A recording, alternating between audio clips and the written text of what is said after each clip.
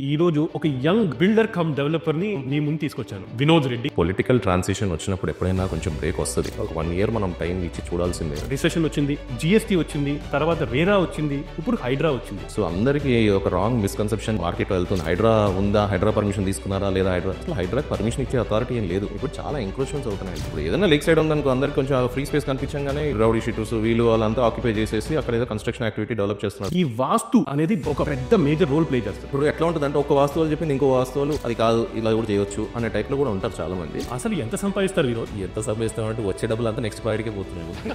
ఇంటికి ఏం చేస్తున్నామో మాకే తెలియట్లేదు. ప్రీ లాంచ్ సేల్స్ ఇది ఒక కోవిడ్ లాంటిది అని చెప్తాను. మీరు దీని మీద ఎలా రియాక్ట్ అవుతున్నారు? అసలు ప్రీ లాంచ్ సేల్స్ చేస్తున్నాడు బిల్డర్ అంటే అదొక ఫేక్. ఇప్పుడు చాలా మంది 2300 2500 కి అపార్ట్మెంట్ ఎలా అమ్మగలుగుతారు? 2500 కన్స్ట్రక్షన్ కాస్ట్ అసలు అవ్వదు. అసలు కస్టమర్ అంత ఇగ్నోరెంట్ ఎలా ఉంటాడు? ఒక నెగోషియేషన్ టిప్ చెప్తారా కస్టమర్స్ కి? అప్ ఫ్రంట్ మేము డబ్బులు ఈరోజు ఇస్తున్నాము అంటే సరే పోనీ 100 రూపాయలు తక్కువైనా పర్లేదు అని ఆలోచిస్తాం మేమైతే. ఇప్పుడున్న మార్కెట్ లో 1,25,000 ఇన్వెంటరీ అన్సోల్డ్ ఉంది. బట్ హైదరాబాద్ మార్కెట్ ఏం ప్రాబ్లం ఉండదు. I think it will be on track. 111 GO conservation zone కి పెట్టారు. మీ ఉద్దేశం ఏంటి ఒక బిల్డర్ గా? 111 జియో కొన్ని ప్లేసెస్ ఎందుకు పెట్టారో కూడా తెలియదు. అసలు అవసరమా అండి అంత హైప్ ఆర్ అంత ల్యాండ్ ప్రైజెస్? గవర్నమెంట్ ఆప్షన్ ఎప్పుడైతే అయిందో 100 crores కి ఎప్పుడైతే నియోపోలిస్ ని తీసుకెళ్లిపోయారో అందరూ మైండ్ లో అది ఫిక్స్ అయిపోయింది. Nearing Neopolis everything will be of the same price అనే టైప్ లో అయిపోయింది.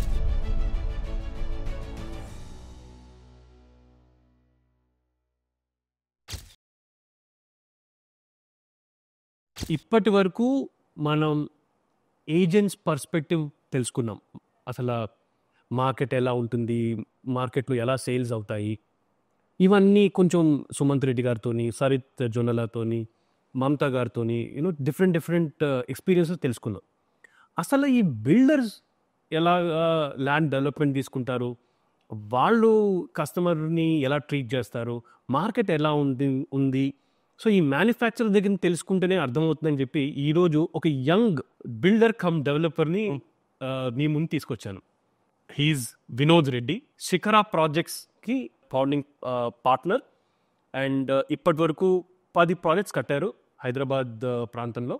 అది కూడా సక్సెస్ఫుల్గా డెలివరీ కూడా ఇచ్చారు. మీరు చూస్తున్న కూకట్పల్లిలో అంకురా హాస్పిటల్, ఇప్పుడు కొత్తగా కట్టే అంకురా హాస్పిటల్ వీరే కట్టారు. దట్టు విన్ మ్యాటర్ ఆఫ్ 1.5 yearలో బిల్డింగ్ కంప్లీట్ చేశారు. ఇదంతా ఈజీ కాదు. హైదరాబాద్ లాంటి ప్రాంతంలో, అది కూడా బిజీ ప్రాంతంలో కట్టి డెలివరీ చేశాడు.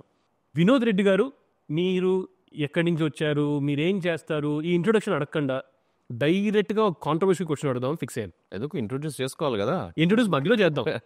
ఎట్లా అంటే క్రికెట్లో ఫస్ట్ బాల్ సిక్స్ కొడితే ఎలా ఉంటుందో ఇంట్రొడక్షన్ కాకుండా క్వశ్చన్ అడిగితే ఎలా ఉంటుంది అనేది ట్రై చేద్దాం.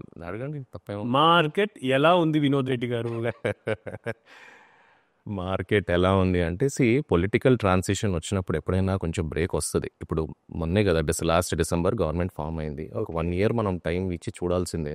కానీ ఇమీడియట్గా మార్కెట్ ఊపులో ఉందని అయితే నేను అన్ను. ఇప్పుడు డిసెంబర్ వరకు అయితే కొంచెం కష్టంగానే ఉంది పరిస్థితి. We're hoping it will get better. Most probably by January February కొంచెం బాగానే ఉండాలని ఎక్స్పెక్ట్ చేస్తున్నాను. మీరు ఈ రియల్ ఎస్టేట్ స్టార్ట్ చేసినప్పుడు, బిల్డింగ్ కన్స్ట్రక్షన్ స్టార్ట్ చేసినప్పుడు ఒక మంచి పీరియడ్లోనే స్టార్ట్ చేశారు. తర్వాత రిసెషన్ వచ్చింది, జిఎస్టీ వచ్చింది, తర్వాత రేరా వచ్చింది, ఇప్పుడు హైడ్రా వచ్చింది. సో ఇవన్నిటిని ఎలా తట్టుకు? అవన్నీ లాస్ అండి. హైడ్రా అనేది మీకు అసలు హైడ్రాతో ఏమి ఇబ్బంది ఏం లేదు. If you taken permission from local body like GHMC, HMDA కానీ, డిటీసీపీ కానీ, పర్మిషన్స్ ఉన్న బిల్డింగ్ ని వాళ్ళు అసలు హైడ్రా వాళ్ళు మీ జోలికి కూడా రారు. అవును. సో అందరికీ ఒక రాంగ్ మిస్కన్సెప్షన్ మార్కెట్లో వెళ్తుంది. హైడ్రా ఉందా, హైడ్రా పర్మిషన్ తీసుకున్నారా లేదా, అసలు హైడ్రాకి పర్మిషన్ ఇచ్చే అథారిటీ ఏం లేదు. సో అది మనం చూసుకోవాల్సింది ఏంటంటే, కస్టమర్ రూపంగా మనం పర్మిషన్ జిహెచ్ఎంసీ నుంచి కానీ, హెచ్ఎండి నుంచి కానీ, డిటీసీపీ నుంచి అప్రూవల్స్ ప్రాపర్ ఉన్నాయా లేదా చూసుకోవాలి. అంతే దాంట్లో మీకు ఇప్పుడు ఎందుకు హైడ్రా చాలా ఇంపార్టెంట్. ఏమవుతుంది తెలుసా, ఇప్పుడు మేము ఇంత ఇన్వెస్ట్మెంట్ చేసి ప్రాపర్గా పర్మిషన్ తీసుకొని మనం ఇంత కన్స్ట్రక్షన్ యాక్టివిటీ చేస్తూ ఉంటాం. మన పక్కనే ఎవడో కన్స్ట్రక్షన్ పర్మిషన్ లేకుండా కూడా కట్టేస్తూ ఉంటాడు. So people start comparing. వాళ్ళకి ఏంటి అక్కడ అంత 5,000 పోతుంది, ఇక్కడ 6,000 పోతుంది, ఎందుకు ఆ డిఫరెన్స్ ఇది అది అని చెప్పుకోవాల్సి వస్తుంది మేము కూడా. సో ప్రాపర్గా అప్రూవల్స్ ఉన్న బిల్డింగ్స్ తీసుకోవడమే కస్టమర్కి ఎప్పటికైనా హ్యాపీ. లోన్స్ కూడా ఏం ప్రాబ్లం ఉండవు, లోన్స్ కూడా ప్రాపర్గా వస్తాయి మనకి. ఇంకోటి యాడ్ చేస్తే, హైడ్రా వారి యాక్చువల్ మెయిన్ ఉద్దేశం ఏంటి? లేక్స్ని కాపాడడం అండ్ గవర్నమెంట్ ఎసెట్స్ ఏవైతే ఉన్నాయో వాళ్ళు protect చేయాలి. ఏదైనా అన్ని ప్రొటెక్ట్ చేసుకోవడం వాళ్ళ డ్యూటీ. అబ్సల్యూట్లీ. సో మీకు పర్మిషన్స్ వచ్చినప్పుడు అక్కడ కూడా ఒక లీగల్ స్క్రూటినీ అవుతుంది. ఇప్పుడు చాలా ఎంక్రోచ్మెంట్స్ అవుతున్నాయండి లేక్ సైడ్, అంతే చాలా ఎంక్రోచ్మెంట్స్ అవుతున్నాయి కాబట్టి హైడ్రా ఇంత యాక్ట్ అవుతుంది.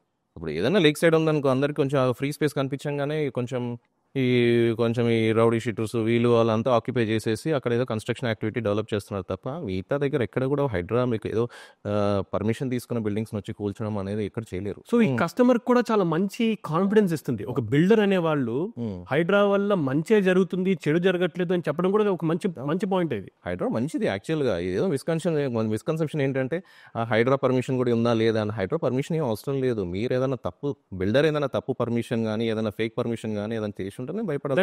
గవర్నమెంట్ ల్యాండ్ లో బిల్డింగ్ కన్స్ట్రక్షన్ చేసి లేక్ పక్కన కట్టి FTL బఫర్ జోన్ లో కట్టి, ఇవి FTL బఫర్ అంటే ఇంకో క్వశ్చన్ వచ్చింది నాకు. ఇంతకు ముందు కస్టమర్ కి FTL ఏంటో తెలియదు, బఫర్ ఏంటో తెలియదు. సో హైడ్రా వచ్చిన తర్వాత ఈ రెండిల గురించి గూగుల్ చేసి వెంటనే కనుక్కొని కూడా మొదలుపెట్టారు. మన గవర్నమెంట్ కూడా కొంచెం ముందే క్లారిటీగా ఇచ్చేసేది ఉండే. ఇప్పుడు బఫర్ జోన్ ఈ లిమిట్స్ లో ఉంటుంది, ఇంత మన 50 మీటర్స్ లైన్ మనకు బఫర్ లైన్ ఉంది, అదంతా కొంచెం క్లియర్ గా ప్రొజెక్ట్ చేసేది ఉండే మార్కెట్ లో. అది చేయకముందే హైడ్రాని రిలీజ్ చేసేసారు. సో దానివల్ల ఒక మిస్కన్సెప్షన్, అది లేక్ అబెక్టింగ్ ఉందా ఏంటి అనేది ఒక కన్ఫ్యూజన్ తప్ప మిగతా దగ్గర ఎక్కడ ప్రాబ్లం చేయట్లేదు. జనరల్గా ఏమైందంటే హైడ్రాని ఒక బూత్ అద్దంలోకి ఇచ్చారు. ఇదేదో మమ్మల్ని ఇది చేస్తాను. ఇప్పుడు మార్కెట్ స్లోగా ఉంది. ఈ మార్కెట్ స్లో ఇప్పుడు నేను కూడా ఎందుకు మిమ్మల్ని అన్నాను అంటే మార్కెట్లో జరిగే మాటలే నేను మీతో మాట్లాడుతున్నాను. సో హైడ్రా వల్ల మార్కెట్ పడిపోయింది అంటున్నారు. చాలా మంది అంటున్నారు. ఇప్పుడు మా దగ్గర కస్టమర్స్ ఎవరు వచ్చినా సార్ హైడ్రా పర్మిషన్ ఉందా లేదా అని కూడా అడుగుతున్నారు నన్ను కూడా. హైడ్రా పర్మిషన్ ఇచ్చేది ఏం లేదండి, మాది కూడా మూసీకి పక్కనే ఉంటుంది. మూసీ దగ్గరలోనే, మూసీకి 500 మీటర్స్లో ఉంటాం మేము. అట్లా ఏం ఉండదు. మేము పర్మిషన్ తీసుకున్నాము, అన్ని లోన్స్ కూడా అన్ని అప్రూవల్స్ ఉన్నాయి, మీరు చూసుకొని కావాలంటే చెప్పాల్సి వస్తుంది ఇప్పుడు నాకు కూడా. అండ్ హైడ్రా కమిషనర్ గారు రీసెంట్గా ఒక స్టేట్మెంట్ కూడా ఇచ్చారు.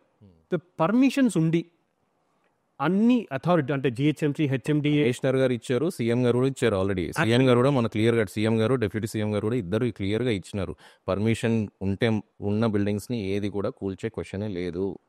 చాలా అది. సో ఈ ప్లాట్ఫామ్ త్రూ మనం కస్టమర్ కూడా క్లియర్ మెసేజ్ పెట్టచ్చు దట్ హైడ్రా వల్ల మీకు ఏమి ఇంకా మంచి జరుగుతుంది కానీ చెడు జరగట్లేదు. నెంబర్ 1 భయం అని ఉంటుంది. ఎగ్జాక్ట్లీ. ప్రతి ఒక్కడికి ఒక భయం అని ఉంటుంది. ఒక కంపిటెంట్ అథారిటీ మనం అబ్జర్వ్ చేస్తుంది, మనం ఏం తప్పు చేయకుండా అనేది భయం ఉండాలి. భయం లేకపోతే ఏమవుతుంది, విచ్చలవిడిగా చేస్తూ ఉంటారు పనులు. సో ఇక్కడతో ఓకే, హైడ్రా వల్ల మనకి పాజిటివ్స్ అనేది తెలుసుకున్నాం. జనరల్ గా మీకు పర్మిషన్స్కి వెళ్తారు కదా, ల్యాండ్ మీరు ఇదర్ డెవలప్మెంట్ ఆర్ సేల్ చూసుకుని మీరు పర్మిషన్స్కి వెళ్తారు. మీ పర్మిషన్స్కి వెళ్ళినప్పుడు వేరియస్ ట్యాక్సెస్ కడుతూ ఉంటారు. ఓకే, అంటే గవర్నమెంట్కి ఫీ కడుతూ ఉంటారు. అవి ఏమేమి కడతారు? ఎందుకంటే జనరల్గా కస్టమర్ ఏమనుకుంటాడంటే బిల్డర్ అనేవాళ్ళు, ఇది కూడా ఇంకో భూతద్దంలో, బిల్డర్ అనేవాడు మనల్ని దోచుకుంటున్నాడు, ఆ డబ్బులు ఎక్కువ తీసేసుకుంటున్నాడు, మనకంటే ఎక్కువ సంపాదించేస్తున్నాడు అనే థాట్ ప్రాసెస్ ఉంటుంది. కొన్ని చోట్ల జరిగింది కూడా. ఓకే, సో మీరు కొంచెం క్లారిటీ ఇస్తే చాలా మందికి బిల్డర్స్ కూడా ఒక ఉపశమనం కలుగుతుంది, కస్టమర్కి కూడా కొంచెం ఓపెన్గా అర్థమవుతుంది. కొంచెం పర్మిషన్ లెవెల్స్ ఏంటి చెప్పండి. పర్మిషన్ లెవెల్స్ ఫస్ట్ మనం ఏదైతే డెవలప్మెంట్ అగ్రిమెంట్ తీసుకుంటామో ఇమీడియట్గా నాలా కన్వర్షన్ అప్లికబుల్ ఉంటుంది. నాలా కన్వర్షన్ చేసుకొని పర్మిషన్కి వెళ్ళిపోవడమే. పర్మిషన్ ఒకసారి GHMC రిలీజ్ చేసిందంటే it will make sure all the permissions are in place. Like fire permission కానీ, నాలా పర్మిషన్ కానీ, కన్వర్షన్స్ కానీ, ఏదైనా ల్యాండ్ యూస్ కన్వర్షన్స్ కానీ, CLU కన్వర్షన్స్ కానీ ఏది ఉన్నా ఇట్ విల్ బీ అప్లికబుల్ అనమాట. అవన్నీ అయ్యాకనే మనకు పర్మిషన్ వస్తుంది. Yes. So it is very clear. Once GHMC కానీ HMDA కానీ పర్మిషన్ వచ్చుంటే మాత్రం that is the final permit order. ఇంకా మిగతా డెప్త్లో చూడాల్సిన అవసరం లేదు. అండ్ ఇంకోటి ఏంటంటే GHMC కూడా ఒక 10% మార్టిగేజ్ చేసుకుంటుంది మీ దగ్గర. అవును, కూడా ఒక భయం ఉండాలి. అది ఏమవుతుందంటే డీవియేషన్, ఇప్పుడు ఒకసారి పర్మిషన్ తీసేసుకున్నారనుకో ఇల్లీగల్ కన్స్ట్రక్షన్ యాక్టివిటీ ఏదో చేస్తూ ఉంటారు, 15%, 20% పెంచేస్తూ ఉంటారు building. So it is always better మనం అప్రూవల్ ప్రకారం కట్టాలి. అందుకే మార్టిగేజ్ పెడుతున్నారు 10%. It's very good thing. So once if your building is done, ఒకసారి నువ్వు ఒక మున్సిపల్ అథారిటీస్కి OCకి అప్లై చేసుకుంటే వాళ్ళు వచ్చి ఇన్స్పెక్షన్ చేస్తారు. If it is as per the approval you immediately get OC. ఒక 5-6-10% డీవియేషన్ పెడుతున్నారు, ఆ అమౌంట్ కట్టేసుకొని we can get it done. Absolutely. ఇప్పుడు కొన్ని టెక్నికాలిటీస్ మాట్లాడుకున్నావు, హైడ్రా గురించి మాట్లాడుకున్నావు, పర్మిషన్ గురించి మాట్లాడుకున్నావు, మీ ఇంట్రొడక్షన్ మాట్లాడదాం. నా introduction I have done my masters in electrical engineering అండి. 2010 ఐఎమ్ బ్యాక్ హియర్. 2010లో US నుంచి రావాలా వద్దా అని ఆలోచనతో వచ్చాక ఏదో ఒక చిన్న ఈవెంట్ అటెండ్ కానీ వచ్చాక ఏదో ఆంటర్ప్రినర్ ఆ ఫీల్ ఉండే అనమాట మనలో, ఏదో చేయాలి అని. సో ఐ కమ్ హియర్ సరే ఏదో చేయాలని ఏదో ఒక ప్రపోజల్ వచ్చింది, ఒక బాట్లింగ్ ప్లాంట్ అని ఒక ప్రపోజల్ వచ్చింది అనమాట. సో ఒక ఇండస్ట్రీ పెట్టాను, ఒక బాట్లింగ్ ప్లాంట్ ఇండస్ట్రీ పెట్టాను. I did manufacturing for this Bisleri and Vijaya వీళ్ళందరికీ బాట్లింగ్ ప్లాంట్ పెట్టాను. ఒక 1.5 year ఆ కిక్ ఫీల్ రావట్లేదు ఆ బిజినెస్లో. So immediately what I was thinking, సరే ఎందుకో ఎప్పటి నుంచో నేను షికాగోలో ఉన్నాను, సో అక్కడ ఆ బిల్డింగ్స్ చూసి మనం కూడా ఇట్లా చేయాలి అనే ఆలోచన ఎప్పుడు ఉండే. డాడీతో డిస్కస్ చేశాను, ఏంటి ఎలా చేద్దాము. మీరు he was already in to construction. So he was holding 3-4 companies. So ఆ 3-4 కంపెనీస్లో పార్ట్నర్స్ కూడా ఉండే అనమాట. సో అలా వర్క్ చేయడం కన్నా మనము సొంతంగా ఒకటి స్టార్ట్ చేద్దాము అని ఆలోచనతోనే we have started up in 2012 Shikhara project start చేసాం. సో 2012 నుంచి ఈరోజు 2024, ఇట్స్ బిన్ 12 years. 12 yearsలో వీ ఎగ్జిక్యూటెడ్ 9 to 10 ప్రాజెక్ట్స్ అండి. The best part of my journey is we're always on time.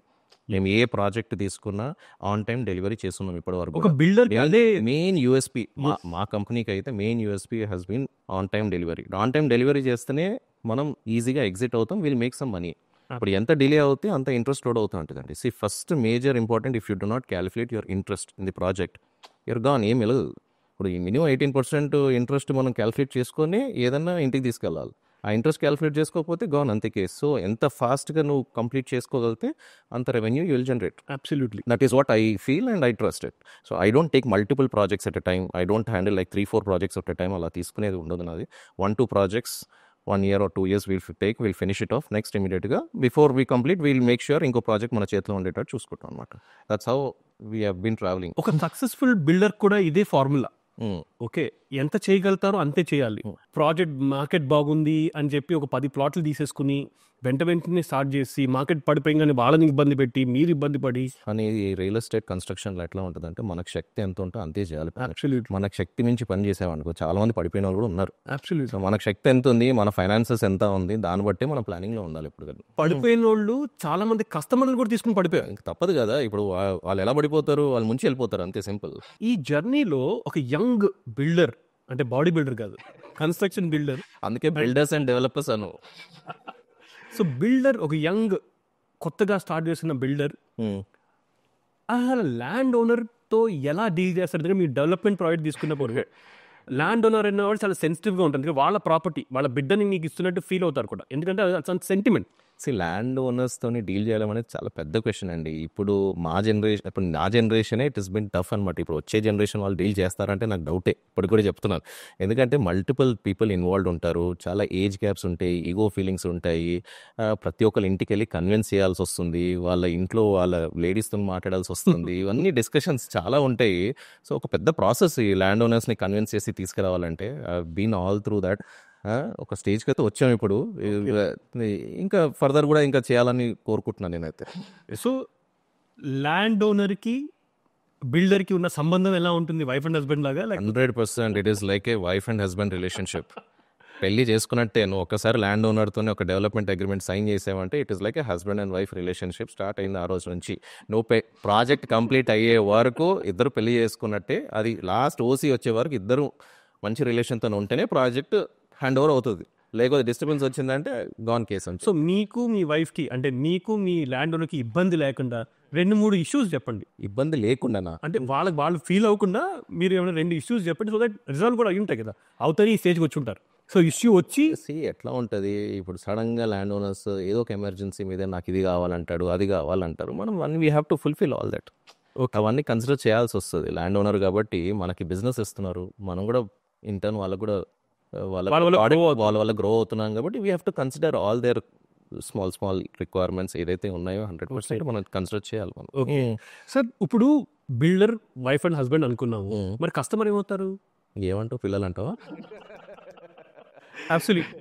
Customer చాలా జాగ్రత్త చూసుకోవాలి. కస్టమర్లను కన్విన్స్ చేయడం కూడా అంత ఈజీ ప్రాసెస్ కాదు. మన సేల్స్ టీమ్ ఎంత ఎఫర్ట్ పెడతారో అంత ఎఫర్ట్ పెడతారో. కాంపిటీషన్ కూడా చాలా అయిపోయింది. We have to give good quality product. Only ఆ అవుట్పుట్ రాగలితేనే కస్టమర్ ముందుకు వస్తాడు. సో ఇప్పుడు ఎనీ ప్రాజెక్ట్, ఇప్పుడు మేము చేసే ప్రతి ప్రాజెక్ట్లో we'll have some loyal customers. ఆ లాయల్ కస్టమర్స్ ఎట్లా బిల్డ్ అయ్యారు?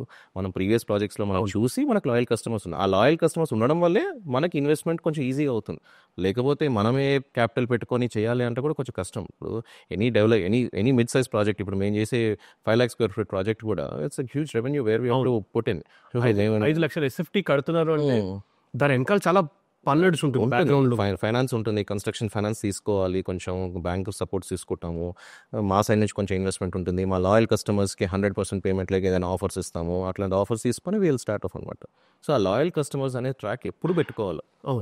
వాళ్ళే బిగినర్స్ కదా మీకు. 100% బిగినర్స్. ఇప్పుడు వాళ్ళకి కూడా ఏంటి అంటే ఎంత ఫాస్ట్గా ఎగ్జిట్ చేసే ప్లాన్ కూడా చూపించాలన్నమాట. ఇప్పుడు వాళ్ళు ఈరోజు ఇన్వెస్ట్ చేశారు, మనమే చెప్తాను 2 years later మీరు ఇది అమ్మేసేయండి, యుల్ గెట్ గుడ్ రెవెన్యూ. అట్లా ఇప్పుడు వాళ్ళు అదే మనీతో మన వేరే ప్రాజెక్ట్లో ఇన్వెస్ట్ చేస్తారు. So that keeps rotating. ఇప్పుడు ఎస్పెషల్లీ రెసిడెన్షియల్ ప్రాజెక్ట్లో ఈ వాస్తు అనేది ఒక పెద్ద మేజర్ రోల్ ప్లే చేస్తుంది.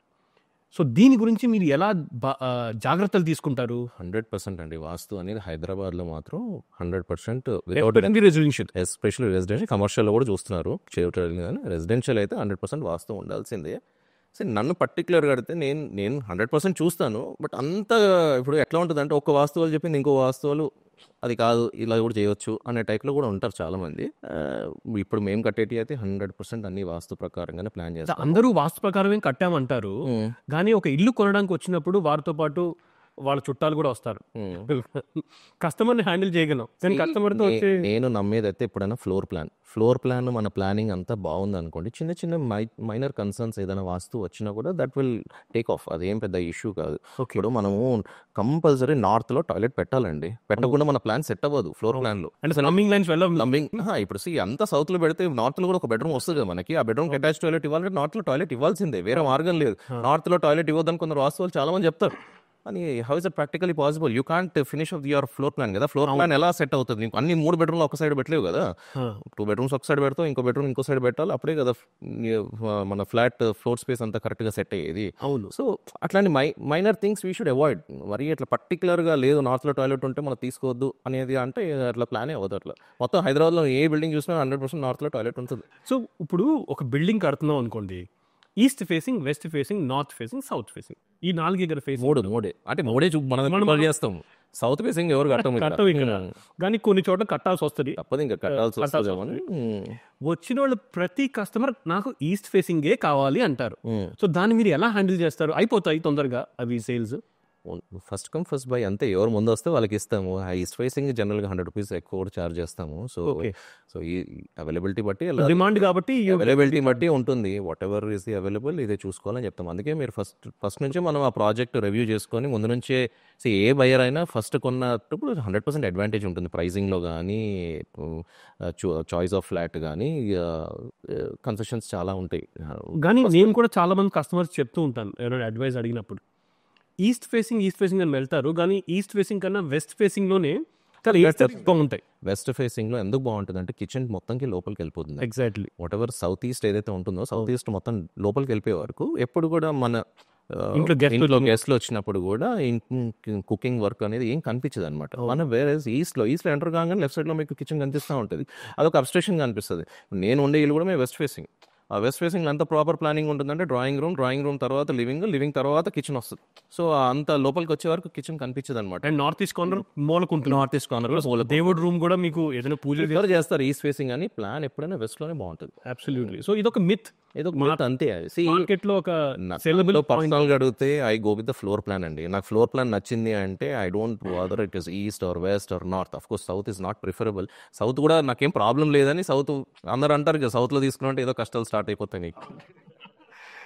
కానీ చాలా మంది తెలియని విషయం ఏంటంటే తమిళియన్స్, సౌత్ నుంచి వచ్చిన తమిళియన్స్ వీళ్ళందరూ సౌత్ ఫేసింగ్ కి ఎక్స్ట్రా డబ్బులు ఇచ్చి కొనుక్కుంటారు. డబ్బులు ఇస్తారు. కొందరు వేరే వాళ్ళు కూడా నేను చూసాను, కొందరు వేరే కమ్యూనిటీ వాళ్ళు కూడా వాళ్ళు సౌత్ ఫేసింగే కొంటారు. మన దగ్గర యాక్సెప్టబుల్ కాదు. అంటే ఇప్పుడు పెద్ద వాల్యూమ్లో మనం చేయలేము, ఏదో 1-2 ఫ్లాట్స్ అంటే అలా వస్తుంది. కానీ నాకు అనిపిస్తుంది రియల్ ఎస్టేట్లో ఈ ట్రెండ్ మారాలి. ఓకే, అన్నెసెసరీ ఈస్ట్ ఫేసింగ్కి 100 రూపాయలు 500 రూపాయలు ఎందుకు ఎక్కువ ఇవ్వాలి కస్టమర్? అది డిమాండ్లో ఉంది కాబట్టి. కానీ ఉండడానికి మటుకు నేను ఎప్పుడు I will try to correct. ఇస్తే ఎలా ఉంటుంది అంటే ఒకళ్ళు ఫాలో అయ్యారంటే ఇంక అందరూ ఫాలో అయిపోవాలి.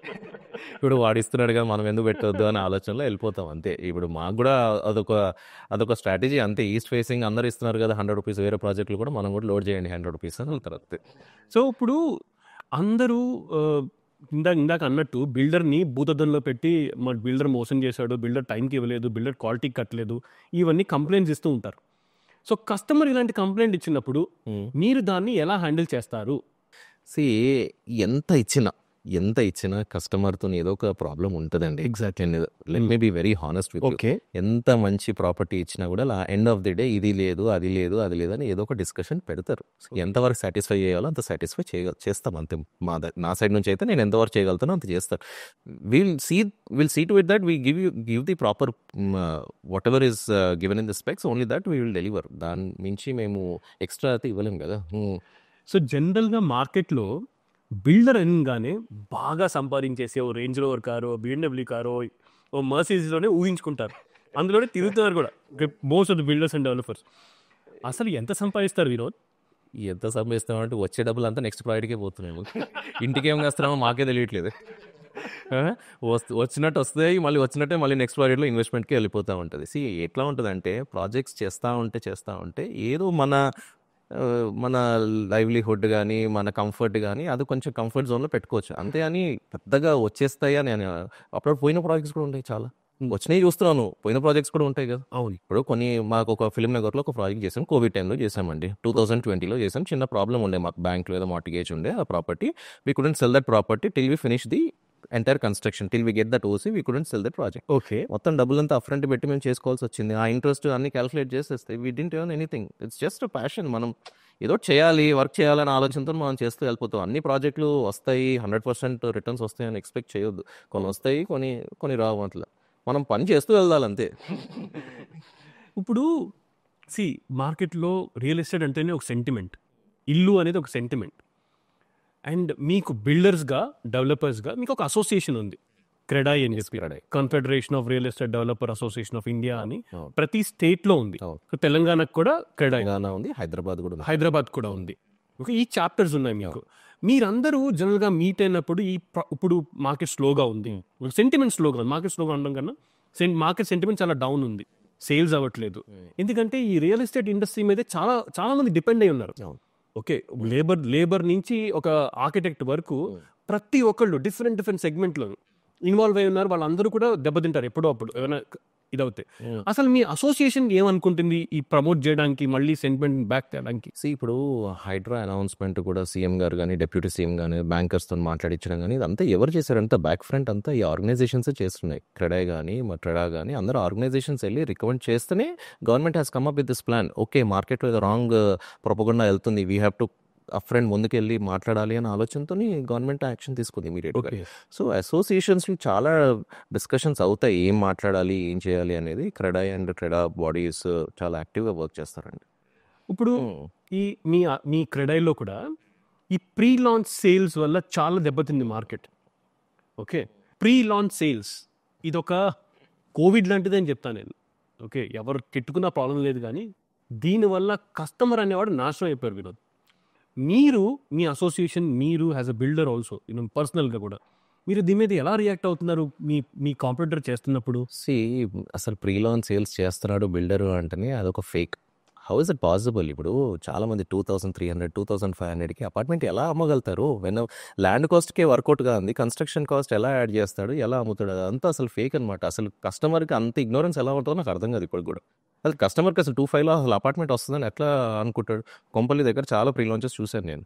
ఆ ప్రీలో 2500 రూపీస్కి ఫ్లాట్ అమ్మారు వాళ్ళు. 2500 స్క్వేర్, 2500 కన్స్ట్రక్షన్ కాస్ట్ అసలు అవ్వదు. అసలు కస్టమర్కి అంత ఇగ్నోరెంట్ ఎలా ఉంటాడు? So you can't blame the builder also. ఎందుకంటే బిల్డర్ని ఎంతని మనము స్టాప్ చేయగలుగుతాం? ఎన్ని బిల్డర్స్ని అసలు స్టాప్ చేయగలుగుతాం? మేము పేపర్లో యాడ్ ఇస్తున్నారు, ఆర్గనైజేషన్ తరపు నుంచి ఆల్రెడీ పేపర్లో యాడ్ ఇస్తున్నారు, అంత ఇస్తున్నారు. బట్ కస్టమర్కి కొంచెం నాలెడ్జ్ ఉండాలి. అసలు ఆ ప్రీ లాంచ్ సేల్ వల్ల అసలు he will be able to complete the project or not. Once అది మోసం అర్థమైపోవాలి. అక్కడ అంత ఇగ్నోరెంట్గా ఎలా ఉంటారు కస్టమర్లు? అంటే ఇది దీని గురించి మీడియా కూడా కొంచెం ఎక్కువగా పనిచేయాలని నేను కోరుకుంటున్నాను. ఎందుకంటే చేశారు, మీడియా బాగానే చేశారు, పేపర్లో కూడా మన ఆర్గనైజేషన్ తరఫున కూడా చాలా యాడ్స్ వచ్చాయి. But how can you stop any? ఇంకా అవుతున్నాయి. How can you stop any? ఇప్పుడు ఎవరో బిల్డరు లాంచ్ చేస్తాడు కొత్తగా, ఏదో వేరే స్టేట్ నుంచి వస్తాడు, స్టార్ట్ చేస్తాడు, ఇట్లా ప్రీ లాంచ్ అని అంటాడు. జనాలు ఎలా మోసపోతున్నారు? లాంచ్ చేస్తే చేయండి, మనం ఆపలేం కదా. ఎవరిని బిజినెస్ చేయొద్దని ఆపలేం కదా. మన సొసైటీలో ఒక బిజినెస్ చేయొద్దని అవన్నీ ఆపలేం కదా. వాళ్ళు ఏదో ఒక స్కీమ్తో వస్తారు. ఆ స్కీమ్తో వచ్చినప్పుడు you should have proper check. Customer ఒక ప్రాపర్ చెక్తోని ఆ రెప్యూటెడ్ బిల్డరా లేదా ఏంటి, అసలు ఆ ప్రైజింగ్ సరౌండింగ్ ఏరియాస్లో ఉందా లేదా, అసలు ఇంత లో ప్రైజింగ్ చేస్తున్నాడంటే will be able to complete the project or not అనేది మినిమం ఎక్సైజ్ చేసుకోవాలి. బిల్డర్స్ కూడా real estate regulatory authority RERA Telangana ఎన్నో పేపర్ యాడ్స్ ఇచ్చింది, అవును, చాలా పీనలైజ్ చేస్తామని చెప్పింది. అయినా సరే కస్టమర్ వెళ్ళి కొంచెము రెరా వచ్చాక తగ్గింది. రెరా నుంచి కొంచెం స్ట్రిక్ట్ యాక్షన్ ఉంటుంది ఇప్పుడు ఈ ప్రీ లాంచ్ సేల్స్లో. ఇప్పుడు ఇంకా మన తెలంగాణ గవర్నమెంట్ కూడా కొంచెం అగ్రెసివ్ అయ్యారు. ఓకే. 100% ఇప్పుడు తగ్గాయి, చాలా తగ్గాయి కంపేర్ టు లాస్ట్ 2 years. ఇప్పుడు ప్రీ లాంచెస్ కొంచెం తగ్గాయి, అంతలో లేదని నేను అనుకుంటున్నాను. స్కూల్లో మాస్టరు ఒక వార్నింగ్ ఇచ్చినట్టు మీరు కూడా కస్టమర్కి కొనుద్దని చెప్పండి. అంతే, కస్టమర్ నాలెడ్జ్ ఉండాలండి. ఇప్పుడు మనం ఎట్లా చెప్పగలుగుతాం? కస్టమర్ అనేది వచ్చినప్పుడు Absolutely. ఎక్స్ప్రెస్ చేయాలి. ఇప్పుడు ఏదన్నా ఒక ఇల్లు కొంటున్నాడు అంటే హోంవర్క్ చేయాలి, ప్రాపర్ హోంవర్క్ చేసి కొనాలి. ఆ లొకేషన్, ఆ చుట్టూ ప్రాజెక్ట్స్ జరిగేటి అని చెక్ చేసుకొని అసలు ఏ ప్రైసింగ్ నడుస్తుంది, ఆ ప్రైసింగ్ వర్కౌట్ అవుద్దా లేదా అనేది కొంచెం ఎక్సెస్ చేసుకోవాలి కదా. Excess Absolutely. చేసుకోకుండా నువ్వు ఎలా వెళ్తారు? నేను మళ్ళీ ఈ మాధ్యమం ద్వారా చెప్పేది ఏంటంటే ప్రీ లాంచ్లో దయచేసి కొనొద్దు, ఈ మోసపోవద్దు. ప్రీ లాంచ్ చేసే builder I don't think he'll complete the project, నా ఒపీనియన్ లో. సొంత తమ్ముడు ఎలా చేయాలి? రెరా వచ్చాక Exactly. నీ పర్మిషన్స్, రెరాస్ అన్నీ వచ్చాక నువ్వు 100% అప్ ఫ్రంట్ పేమెంట్ తీసుకో. That's a different scheme. Yes. So 100% up front payment తీసుకో. ఈ రోజు నువ్వు 7,000 అమ్ముతున్నావు అనుకో, 3,000 4,000 whatever is working costing వేసుకొని అది 100% పేమెంట్ ఓటీపీ అంటారు. వన్ టైం పేమెంట్ లేదు, అలా ప్లాన్ చేసుకోండి. అదే ప్రాజెక్ట్ లాంచ్ అవ్వలేదు, నీకు పర్మిషన్ రాలేదు, నువ్వు ల్యాండ్ డెవలప్మెంట్ తీసుకునే దానికి నీకు డబ్బులు కావాలని చెప్పేసి నువ్వు ప్రీ లాంచ్లో సేల్ చేసేసి నువ్వు బ్రోచర్లు కొట్టేసి ఇది ఎట్లా పాసిబుల్? అది ఎట్లా చేస్తారు? నీకు ప్లానింగ్ తెలియదు, అసలు ఏ ప్లాన్ కడతావో నీకు తెలియదు, అసలు ఏం పర్మిషన్ వస్తుందో నీకు తెలియదు. ఏం తెలియకుండా నేను కస్టమర్ని అలా బ్లైండ్గా ఎలా చూపించేస్తా బ్రోచర్? అంటే దీనివల్ల మొత్తం మార్కెట్కి చెడ్డ పేరు వస్తుంది. 100% మార్కెట్కి చాలా చెడ్డ పేరు. అసలు మన 2 years బ్యాక్ చాలా మంది డెవలపర్స్ని కూడా తెలుసు కదా, కస్టడీలో కూడా కస్టమర్ తీసుకున్నారు. సో నేను కూడా ఎప్పుడు చెప్తాను, ఆఖరి నీ సొంత అన్న వచ్చి ప్రీ లాంచ్ చేస్తున్నాడు కొనొద్దు. కస్టమర్కి ఇదే చెప్తున్నాను నేను. కస్టమర్కి ఎన్నోసార్లు ఆర్గనైజేషన్ తరఫున కూడా చెప్పుకొని జరిగింది, ప్రాపర్ చెక్ చేయాలండి. ప్రీ లాంచ్లో అనే భ్రమలో వెళ్ళకండి. You go for one time payment. నీకు ప్రతి ఒక్కరికి ఏమైనా ఉంటుందండి, కస్టమర్ ఫ్లాట్ కొనేటప్పుడు ఎంత తక్కువకి వస్తే బాగుంటుంది అని ఎవరికైనా ఉంటుంది, ఆ థాట్ ప్రాసెస్ అనేది అందరికి ఉంటుంది. So you should go. ఇప్పుడు అప్ ఫ్రంట్ కట్టేదానికి బిల్డర్ కూడా కొంచెం ఇంట్రెస్ట్ కాంపనెంట్ తగ్గుతుంది కాబట్టి అప్ ఫ్రంట్ పేమెంట్ ఇచ్చేదానికి చూడండి, పార్ట్ పేమెంట్ ఇచ్చేదానికన్నా. If you have the confidence that he'll complete the project in that specific time, 3 years 4 years whatever time they decide, ఆ టైంలో 3 yearsలో నీకు ఇంట్రెస్ట్ అంత లోడ్ అయ్యేదానికన్నా నువ్వే అప్ ఫ్రంట్ పేమెంట్ ఇస్తే అట్లాంటి ఆఫర్స్ తీసుకోండి. అని ఇట్లా పర్మిషన్ రాకుండా, రెరా రాకుండా ప్రీ లాంచ్లోకి వెళ్ళేది అనేది తప్పు. That is not advisable. I sincerely suggest all customers to not get in to this trap. ఇంకో కస్టమర్ సెంట్రిక్ క్వశ్చన్.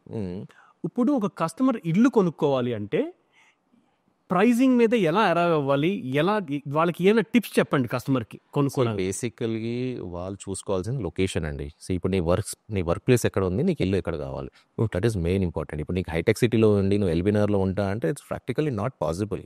ఎన్ని రోజులు ట్రావెల్ చేస్తాం? రోజు ట్రావెల్ చేయలేవు. నేను ట్రావెలింగ్లోనే 2.5 hours పోతుంది. సో క్వాలిటీ టైం మనకు పోతుంది. So when your work space is here, obviously you should look by at least ఒక 15 minutes 20 minutes half an hour డిస్టెన్స్లో చూసుకోవాలి. లక్కీలీ మన హైదరాబాద్కి it has a superb connectivity అండి.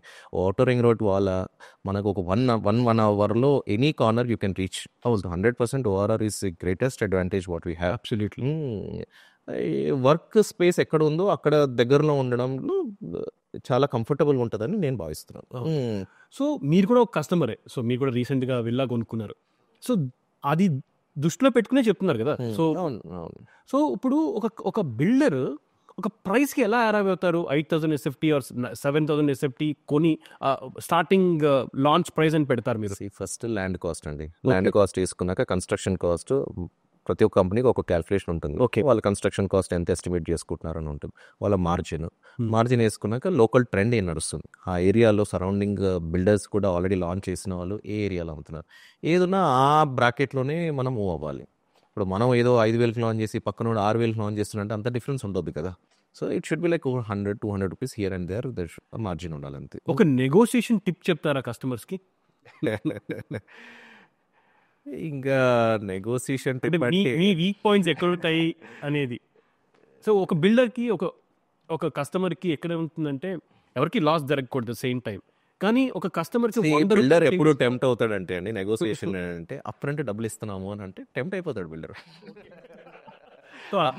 అప్ ఫ్రంట్ మేము డబ్బులు ఈరోజు ఇస్తున్నాము అంటే సరే పోనీ 100 రూపాయలు తక్కువైనా పర్లేదు అని ఆలోచిస్తాం మేమైతే. సో అర్థమైంది కదా కస్టమర్స్ ఏం చేయాలి, అప్ ఫ్రంట్ అని ఇవ్వమని కాదు, వాళ్ళ అవసరం ఏంటో తెలుసుకుని మీ నంబర్ మనం ఎలా టెంప్ట్ చేయాలి బిల్డర్లు అంటే ఈ రోజు will be closing the deal, today I'm getting the cash, ఈ రోజు whatever is that check ఈరోజు క్లోజ్ చేస్తుంది, ఈరోజు ఆర్టీజీఎస్ వచ్చేస్తుంది అంటే ఏదో విధంగా. ఎందుకంటే బిల్డర్కి రోజు 100 టెన్షన్లు ఉంటాయి, 100 పేమెంట్స్ ఉంటాయి.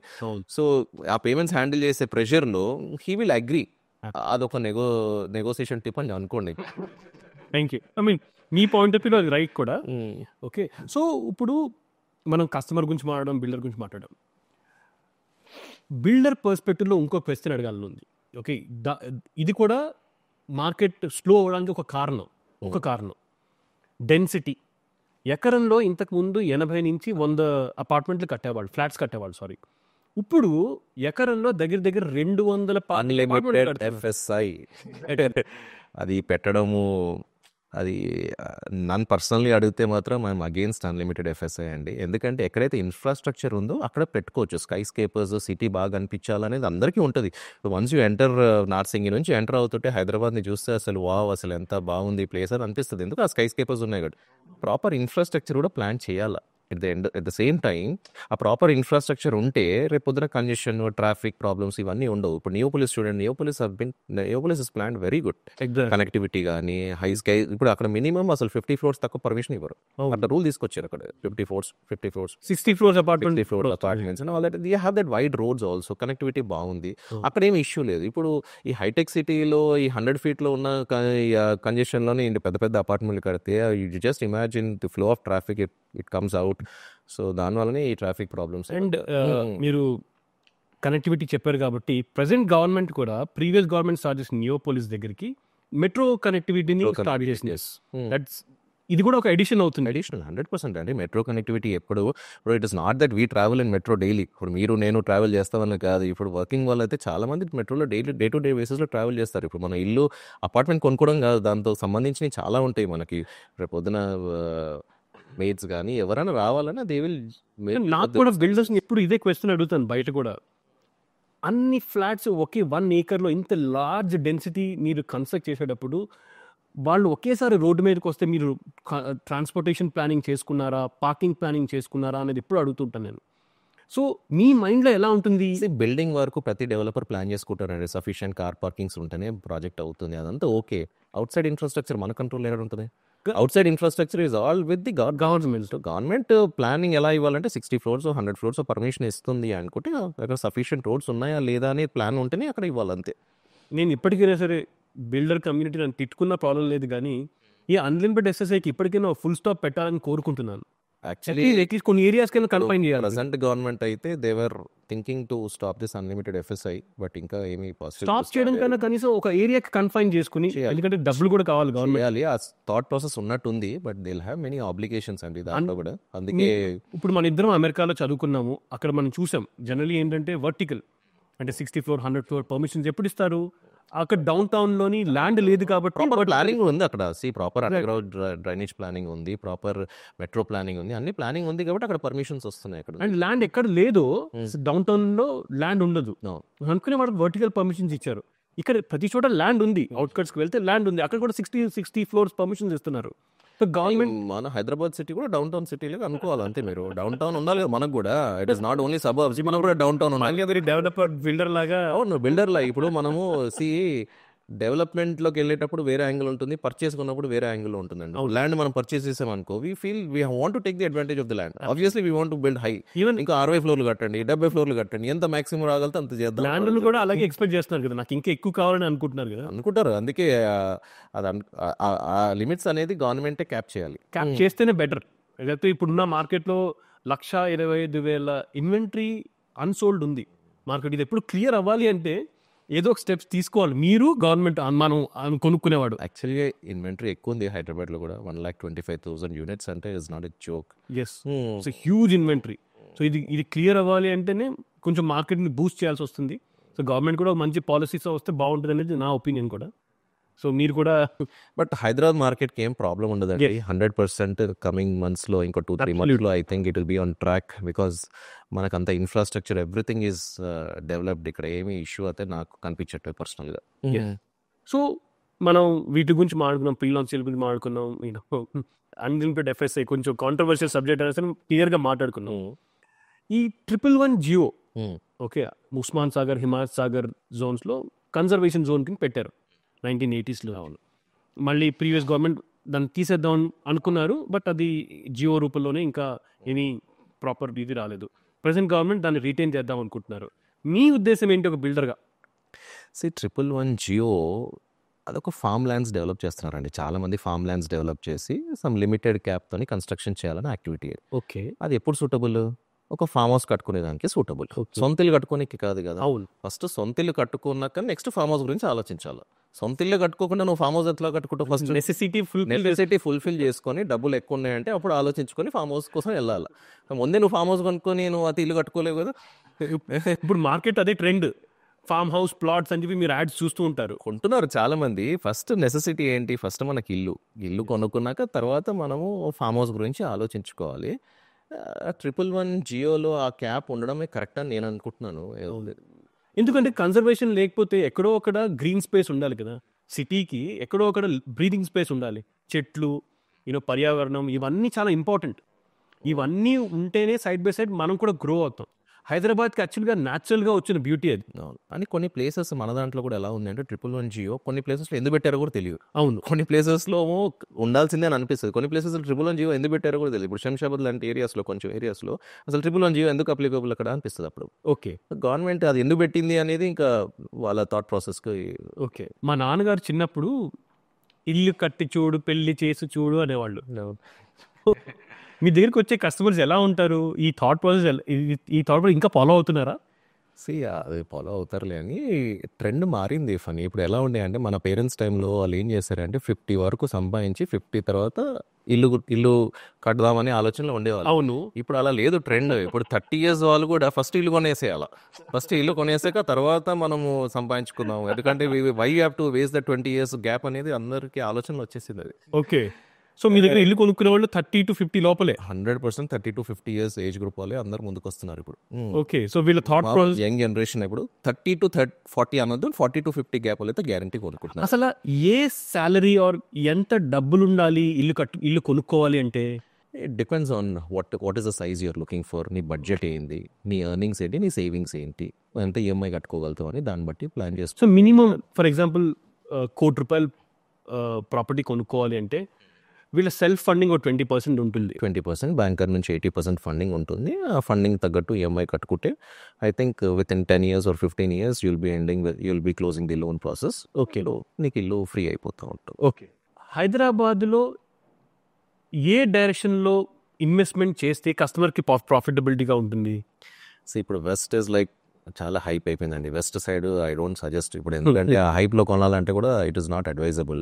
సో ఇప్పుడు అంతా కొంచెం నార్త్ సైడ్, ఇప్పుడు శంషాబాద్ సైడ్ బాగా ఉంటుందని నేను ఎక్స్పెక్ట్ చేస్తున్నాను. ఎందుకంటే it is near to the airport. Airport connectivity బాగుంటుంది, మెట్రో లైన్స్ కూడా మనకి కనెక్టివిటీ ఈజీగా ఉంటుంది. Okay, second Srisailam road, back side of Shamshabad road, అది కూడా బాగా డెవలప్ అవుతుంది ఫ్యూచర్లో.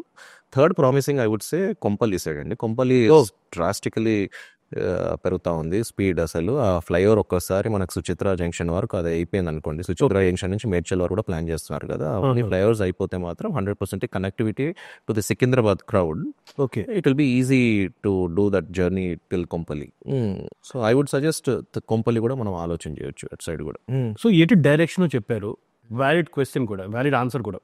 మీరు Shamshabad side definitely because of airport, metro రెండు గవర్నమెంట్, పాత గవర్నమెంట్, కొత్త గవర్నమెంట్ ఇద్దరు కూడా శంషాబాద్కి మెట్రో తీసుకెళ్దామని అనుకున్నారు. కొంచెం డైరెక్షన్స్ మారినాయి అంతే. చూడండి Gaganpahad, Rajendra Nagar, it is still affordable. ఈ రోజు కూడా ఇంకా 5,000-6,000 బడ్జెట్లో దొరుకుతున్నాయి.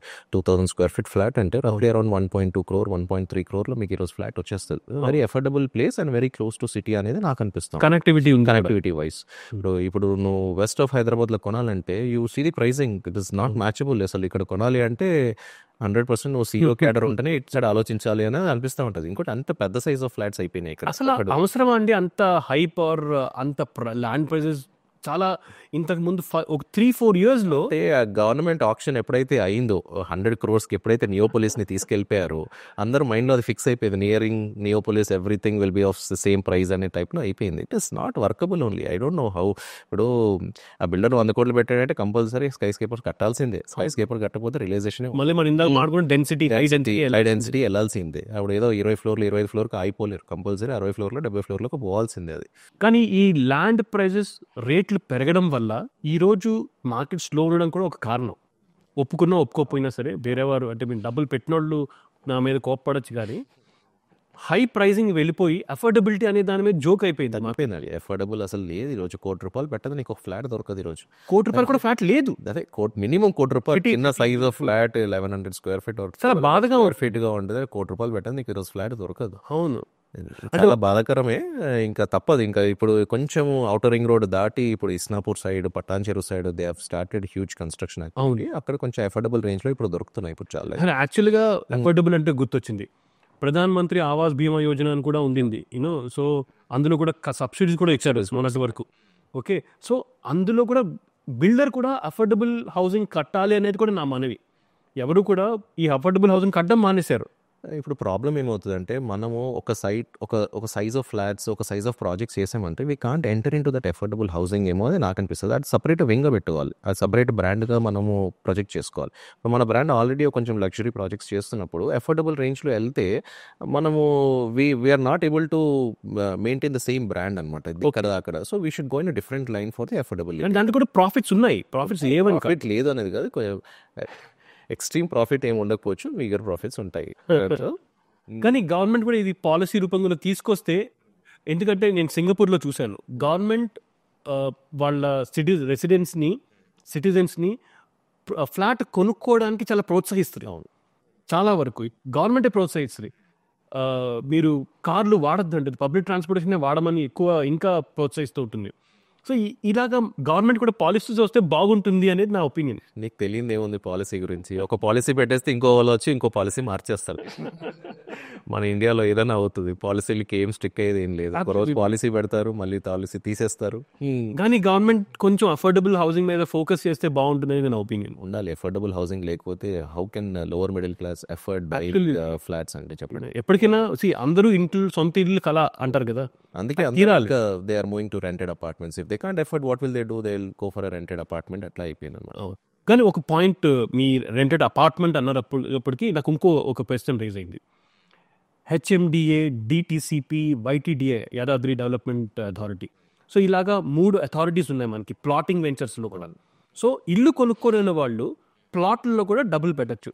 సో ఎటు సైడ్ పెడితే బాగుంటుంది, ఎంతలో పెడితే బాగుంటుంది అనేది కొంచెం క్లారిటీ ఇవ్వగలరా? అట్లా ఎక్కడ నీ బడ్జెట్ బట్టి how much ever you feel like you can invest. ఇప్పుడు 100% పర్మిషన్ ప్రాజెక్ట్స్లోనే ఇన్వెస్ట్ చేయాలి. ఇప్పుడు యూసీ, బాంబే హైవే, సదాశివపేట్, జైరాబాద్ వరకు చాలా డెవలప్ అవుతున్నాయి ప్లాటింగ్ వెంచర్స్ కూడా. సో చాలామంది ఇన్వెస్ట్ చేస్తూ ఉన్నారు.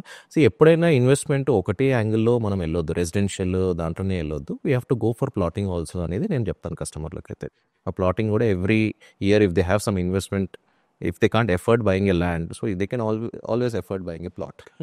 నా మీ ఒక పాయింట్ యాడ్ చేయాలనుకుంటున్నాను. జనరల్లీ ప్లాటింగ్ వెంచర్స్లోని హెచ్ఎండిఏ వరకు ఒక ప్రైజింగ్ ఉంటుంది.